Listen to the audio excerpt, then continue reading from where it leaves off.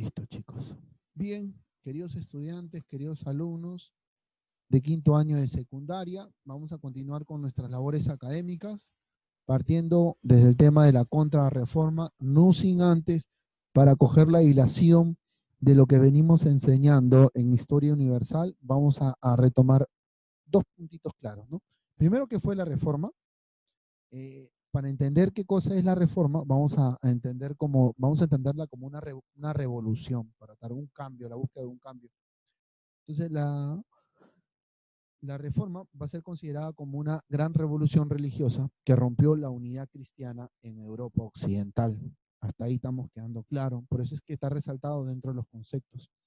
Entonces, ¿qué va a hacer la Iglesia Católica? La Iglesia Católica va a hacer esta revolución religiosa, o sea, este cambio, ¿no? Va a romper, va a causar esta fractura, este rompimiento de la unidad cristiana. ¿En contra de quién? En contra de la iglesia protestante, en contra de los protestantes. Debido al gran tiempo, al gran periodo de críticas hacia la iglesia y sus costumbres. ¿Quiénes lideraron estas críticas, estas costumbres que prácticamente recibía la iglesia por lo que hacía la iglesia?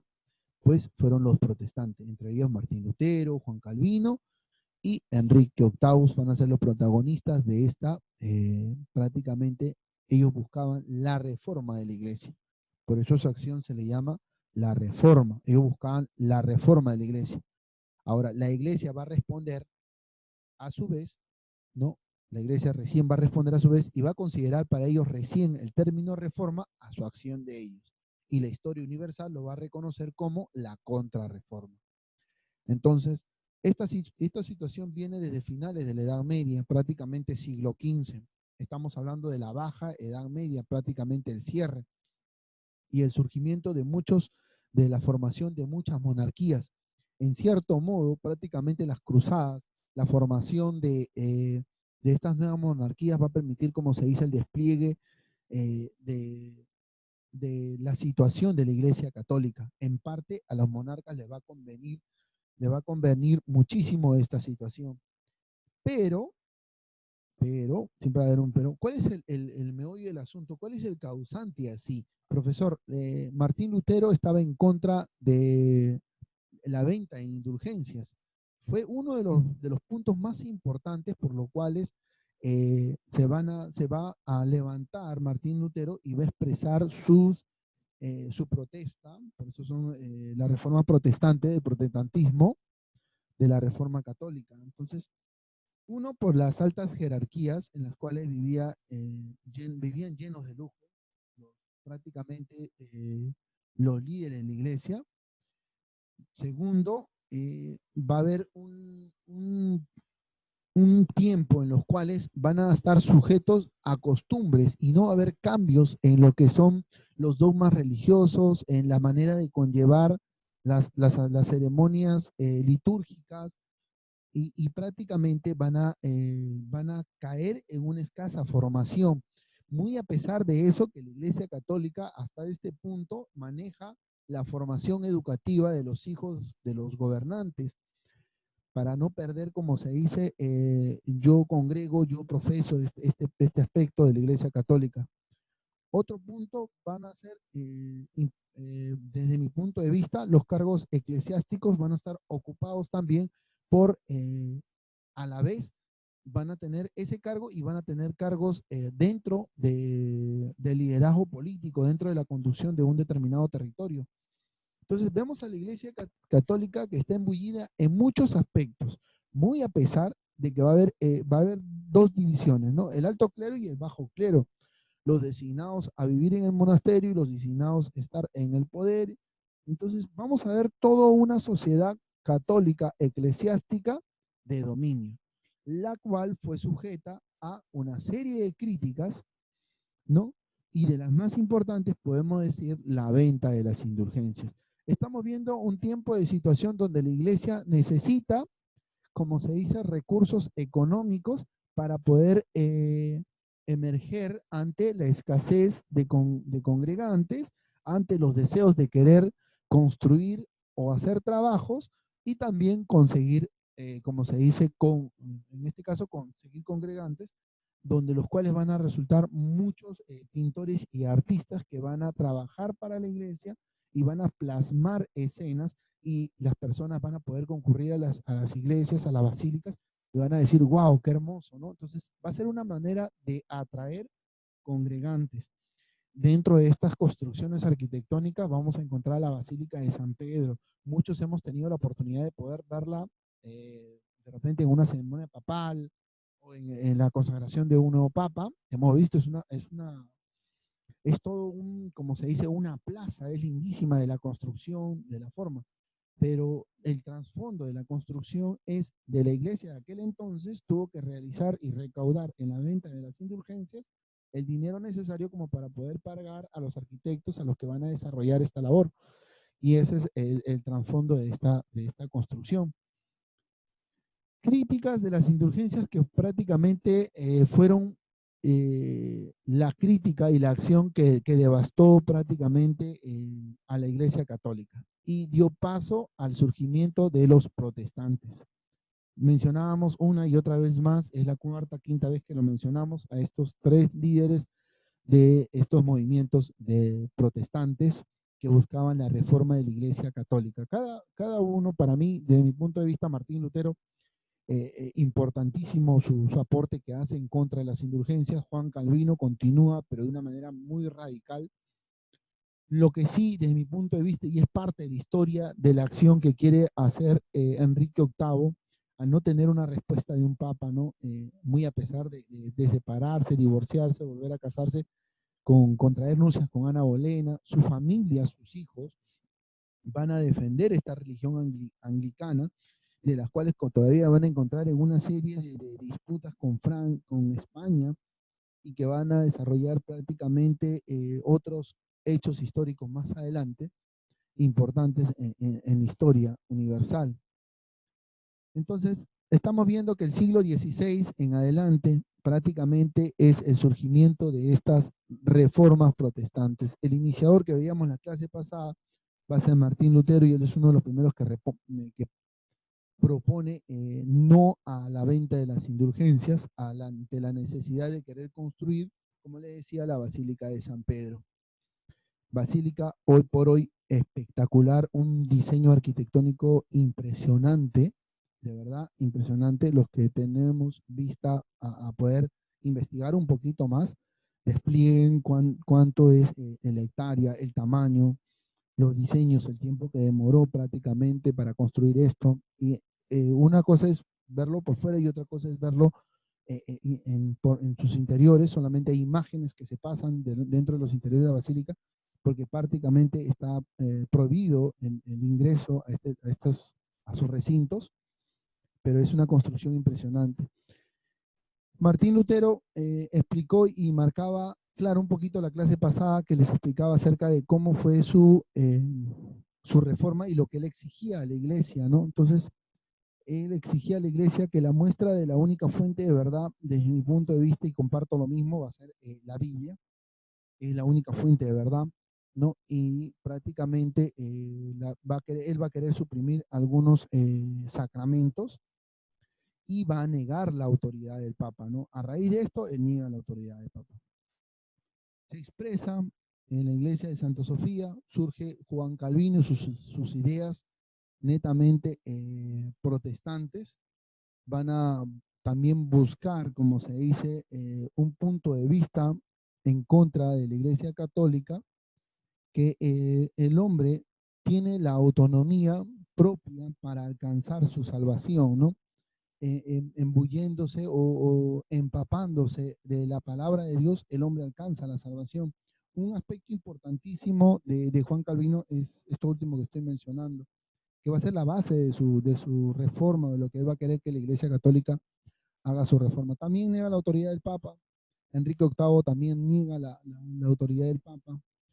Busca él lo que él más quiere, da la otra cara de los monarcas, ¿no? Él quiere que la Iglesia Católica se separe dentro de lo que es el Estado, ¿no? Que se divida, que no tenga la Iglesia poder dentro de la organización del Estado o dentro de los monarcas. Perdón. Va a valorar la Biblia, ¿no? Como fuente de fe, eso sí va a ser crucial, ¿no? Y prácticamente va a querer mantener los dogmas de la Iglesia Católica, ¿no? No va a estar en contra de uno, sino él va a querer prevalecer los que hasta el momento se estaban dando. Un punto importante que van a buscar los protestantes es el cambio de jerarquía, la organización y el cambio profundo en los usos y costumbres de la Iglesia Católica. Entonces, la Iglesia Católica, para este tiempo del siglo XVI, XVII, XVIII, prácticamente está presentándose en un mapa de Europa claro de cuál es el grado de influencia de los protestantes. La Iglesia Católica está preocupada ante esta situación. Y ante esta situación, la Iglesia Católica dice, vamos a hacer una reforma de la Iglesia. Una reforma, sí, vamos a cambiar, vamos a hacer un cambio profundo, ¿no? Y generalizado de la Iglesia Católica. Y la historia universal a esta acción la conoce como la contrarreforma. ¿Y cuáles van a ser los medios, los usos o en qué va a consistir esta contrarreforma de la Iglesia Católica?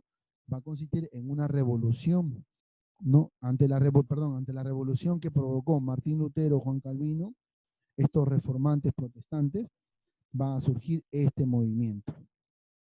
Por eso le decía, este movimiento se conoce como reforma católica o contrarreforma. Para uno se entiende como tal y para la historia universal se entiende como la contrarreforma. Un punto importante va a ser el Concilio de Trento de 1545 a 1563. ¿Por qué se realizaban concilios en este caso? Se reunían todos los papados o obispados para debatir y tratar asuntos de estos cambios y cuáles han sido los errores para poder corregirlos. Muchos de estos concilios o muchas de estas reuniones que tuvieron durante 1545 a 1563 van a terminar prácticamente en fuertes discusiones, porque va a haber diferentes lineamientos o diferentes perspectivas acerca de lo que está pasando o cómo lidiar con la expansión de los protestantes. Prácticamente los protestantes se están sobreponiendo entre la sociedad. La sociedad está queriendo, y que no quería la Iglesia Católica de aquel entonces, era que el poblador no tome la disputa de leer la Biblia. La Biblia solamente era leída por el que llevaba la conducción de la misa, por así decirlo, y prácticamente la compartía en latín, ¿no? Una parte que siempre me gusta cuando nomine Patri, y era la acción de la iglesia. Entonces, en contra de esta situación, los concilios van a llevar a una situación tremenda de debate de todas estas necesidades que prácticamente la Iglesia Católica necesita dar un giro de 360 grados en los usos y costumbres de la Iglesia. Entonces se dan cuenta de una realidad que necesita la Iglesia Católica y empiezan a trabajar. Una de esas, de entre las cuales va a haber, muy aparte de la comunidad de Jesús, ese es uno de los puntos importantes, que quizás no lo estamos mencionando, estamos resaltando netamente a la Santa Inquisición como uno de los primeros medios, bueno, no tanto dentro de los primeros, sino dentro de los dos medios claves, muy aparte de la difusión de la fe, muy aparte de lo que es la prédica de los sacramentos, va a ser la Santa Inquisición este punto importante para mí, de mi punto de vista, de un punto histórico de crueldad, ¿no? Porque se van a ver castigos merecidos e inmerecidos. La Santa Inquisición llegó hasta el Perú. Entonces, estamos viendo un punto de manera, a la Iglesia Católica de manera radical. Es decir, yo cambio los usos y costumbres de la Iglesia a través de estos métodos. Primero, la compañía de Jesús, ¿no? Le van a designar a San Ignacio de Loyola prácticamente el representante primordial o recalde, ¿no? Para el cual va a buscar cambiar los usos y costumbres de la Iglesia Católica. Entonces, la Iglesia Católica vamos a retroceder, va a actuar en contra de las acciones de los protestantes. Uno de ellos es, como les decía, San Ignacio de Recalde, conocido como San Ignacio de Loyola. Va a elaborar la compañía de jesuitas y con él se van a formar las primeras academias. ¿Quién era él? Era un ex militar que había sido anexado a la Iglesia Católica y el cual estaba encargado de ir reclutando jóvenes y formarlos dentro del dogma de la Iglesia Católica y a su vez también pues formarlos con una disciplina de la Iglesia, ¿no? Entonces se dieron cuenta que dentro de la formación militar estaba la clave de la futura formación de la Iglesia Católica, y eso es lo que hizo San Ignacio de Loyola. Empezó a reclutar soldados de los cuales van a defender a la Iglesia Católica y a la vez también van a ser formados en la misma y van a, como se dice, contribuir a la formación de los futuros congregantes de la Iglesia Católica. Ahora, no fue una de las acciones por las cuales la Iglesia Católica empezó a realizar su reforma. Otro punto importante va a ser la Santa Inquisición. Vamos a hacer un pequeño pause hasta aquí, chicos, para compartir un videito cortito, que espero que sea de su agrado. Me confirman, ¿sí? Uy, tenemos 10 minutos. Ojalá nos alcance, lo partimos. Finalizamos acá, ya sabemos que nos hemos quedado aquí, listo. Y seguimos compartiendo. Vamos acá. Rapidito nomás.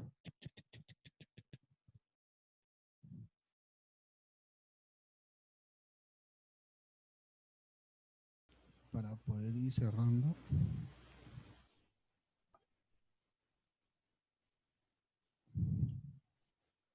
Bien, veíamos un punto claro acerca de este último método que fue restaurado, la Santa Inquisición, para aplicar de nuevo método en los cambios profundos de la Iglesia.